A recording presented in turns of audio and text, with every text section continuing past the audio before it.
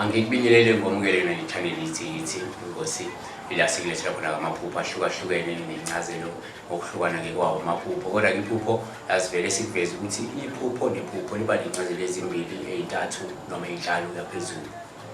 Izizathu salokhu abantu bachaza ngokuhlukahlukana amaphupho. Abanye bachaza ngokwesizwe sabo, abanye bachaza ngokomndeni wabo abavela kuwo, abanye bachaza ngokwenkolo abakuyona, abanye bachaze ngokwesigodi abaqhamuka kusona. So ingakho ukwenza ukuthi iphupho libe nencazelo eziningi lilodwa. Kodwa ke asivele singene sigxile bona ngamaphupho. Mina igama uXolano Enoki, upastor wenini. Kuyintokozo ukuthi ke ngibile futhi kuyintokozo ukuthi nawe uyasilandela uyalandela ke amaphupho. Qhubeka usilandele kuyona Inkosi nakuyona nge-channel. Subscribe uma subscribe, comment ubuze imibuzo. Angingene sigxile bona amaphupho. Siqala la ngomuntu ophupha isithuthuthu. Uma kungenzeka kube umuntu ophupha isithuthuthu, iphupho leli lingasho noma nabo uphawu lwempilo yakho noma uphawu lesikhundla noma ibandla kulona. Okuhleke ngaleli phupho lesithuthuthu liba uphawu lenqubekela phambili ehamba ke ngesivinini ebandleni noma esikhundleni kusona noma empilweni yakho yoqobo. Okubike ngaleli phupho leli lingasho ukuthi umuntu omelene neziphathimandla, umuntu ongayihloniphi iziphathimandla zakhe, futhi umuntu oyicabangela yena. Lingasho ukuthi umuntu one-pride, umuntu oneqambo emsebenzini wakho, ebandleni noma empilweni yakho nje yangoqobo. Hamba kufunda lapha ke ku-2 Peter chapter 2 verse 10, ufunda ku-1 Samuel chapter 15 verse 23. Nangumuntu ethi uphupha imoto. Uma upha imoto, imoto ke sichazile ineminingi noma inama-interpretation amaningi, izimpawu eziningi okuhlukahlukana kweyimoto nokwembala. Kodwa siphuphe in general. Uma uphupha imoto, kungaba uphawu, especially uma kuyimoto oyibona ihamba ngesivinini esamukelekile futhi ungethukile, ungesabi ukuthokozela ukuhamba kwaleyo moto leyo. Kungasho amandla onawo ngokwesikhundla noma ngokwebandla noma ngokwempilo yakho.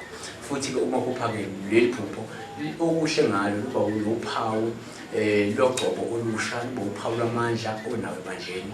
Futhi lingaphinde lisho ukuthi umuntu okhuthazelekayo empilweni ukuthi efeze umsebenzi nomntana kaNkulunkulu empilweni yakhe. Hamba kufunde lapha ke Acts chapter 10 verse 3.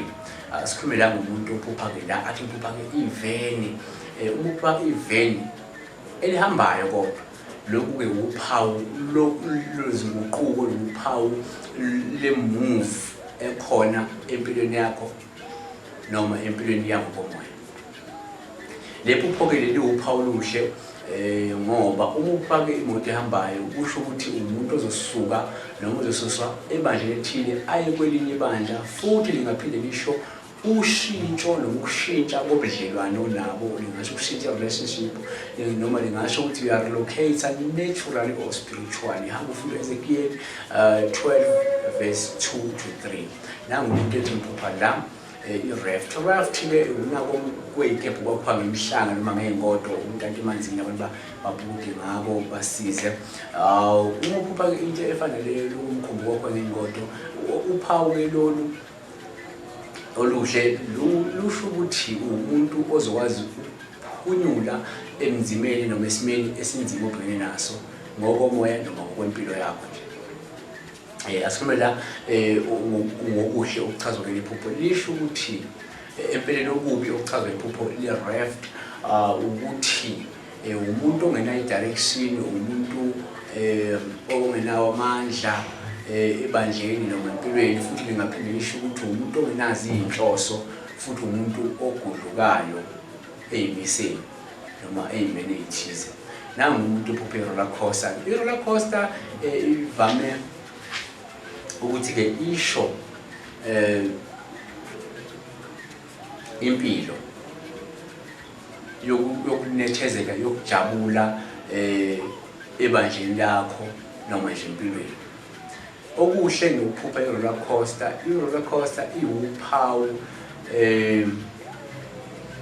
lokuba magange, lokulangazelela, uphawu lokujabula kuyilowo ministry noma kulelo bandla okulona ngesikhundleni kusona noma empilweni. Okubi ongachazela i-roller coaster ingaphinde ibe uphawu lokungathembeki kwabanye abantu noma ngebandleni noma esikhundleni sakho sibambile ongadala ukuthi-ke ukholo lwakho liphazamiseke. Futhi ingaphinde ibe uphawu lokuthi wena u-emotionally unstable futhi umuntu o-double-minded ey'ndleni zakhe. Hamba ufunde uJames chapter 1 verse 6 to 8. Asifuna umuntu ophupha-ke i-seatbelt. Uma uphupha i-seatbelt ivame ukuthi ibe uphawu lokuvikeleka ebandleni noma empilweni. Kuya ngokuthi likubambe kangakanani i-seatbelt. Okuhle nge-seatbelt iba uphawu lokuphepha kwakho okuqinisekisiwe spiritually noma naturally. Hamba ufunde uPsalms 118 verse 27. Okubi okungachazwa i-seatbelt. Uma i-seatbelt yakho ingafasiwe ingasho ephushela ukuthi wena awuphephile noma usengozini noma usesimeni esizokufaka engozini, usengcipheni empilweni yakho noma impilo yakho isengcipheni noma ngokwebandla usengcipheni noma usengozini. Futhi ngaphinde kusho ukuthi umuntu ongagxilile emkhulekweni futhi umuntu ongazinikele ebandleni noma emsebenzini wakho. Nangomuntu ephupha itayi, uphupha-ke itayi kungaba uphawu lwempilo yakho yangokomoya noma kwesimo sempilo yakho yangokomoya noma sempilo yakho yangempela. Kodwa kokuhle okuchazwa ngephupho lethayi, uma uphupha amatayi awu-4 agcwele umoya, lokhu kungasho ukuthi umuntu ozoba nohambo noma uzothatha isinyathelo sokungena agxile emsebenzini webandla noma emsebenzini wesikhundla noma emsebenzini wokushumayela ivangeli. Kanti okubi ngaleli phupho leli, uma ngithiwa amatayi lawa a-flat awanamoya, kusho ukuthi uzodumala, kusho futhi ukuthi kuzoba ney'thiyo empilweni yakho noma empilweni yebandla noma ebandleni esikhundleni osiqhoqhobele. Futhi kungaba uphawu lokuthi unencindezi onayo njengamanje, umuntu odangele kodwa ngenxa yokuhluleka ukubambelela emkhulekweni.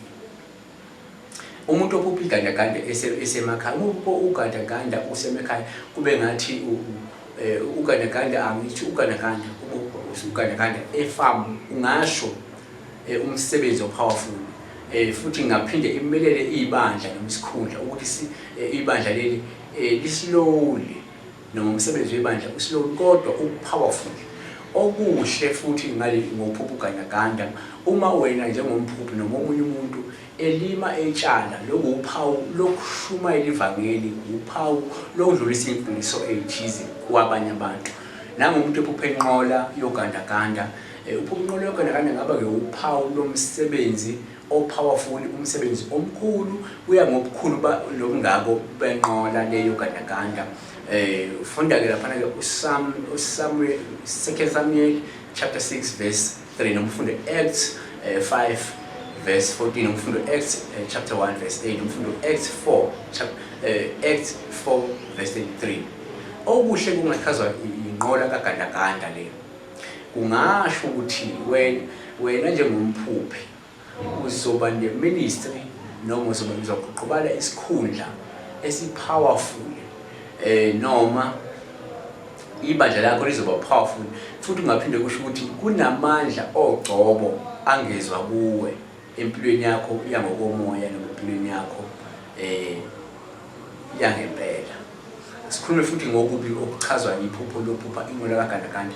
Nakhona ngokukhulu lobungako benqola losho ukuthi uzoba nomthwalo onzima ozobhekana nawo empilweni ngokwebandla noma ngokwempilo yakho, ozokuqeda amandla, ozokuthundubeza amandla. Uphupha isitimela, ngokuphupha isitimela lolu uphawu oluhle ngoba lusho inqubekela phambili ebandleni noma empilweni. Futhi okunye okuchazwa lephupho lisho ukuthi umuntu o-constant emsebenzini webandla noma emsebenzini wesikhundla sakho noma empilweni. Futhi lingaphinde lisho ukuthi umuntu wena ono-connection spiritual noma natural, lusho ukuthi u-connected noNkulunkulu spiritual noma u-connected nabantu naturally.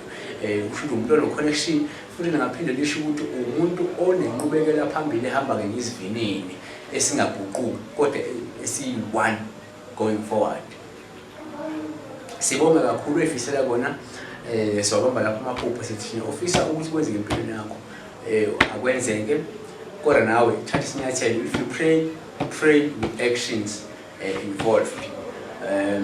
Whatever yenzayo don't forget ukuthi ufake effort uzokwazi ukuthi uphumelele. Mina ngifisela okuhle futhi ngithanda kakhulu. I hope one day all one or two, three of you guys sodibana until ngize sidibane sonke futhi. Yeah, that's what I want, that's what I wish. Ngiyabonga kakhulu. Be blessed.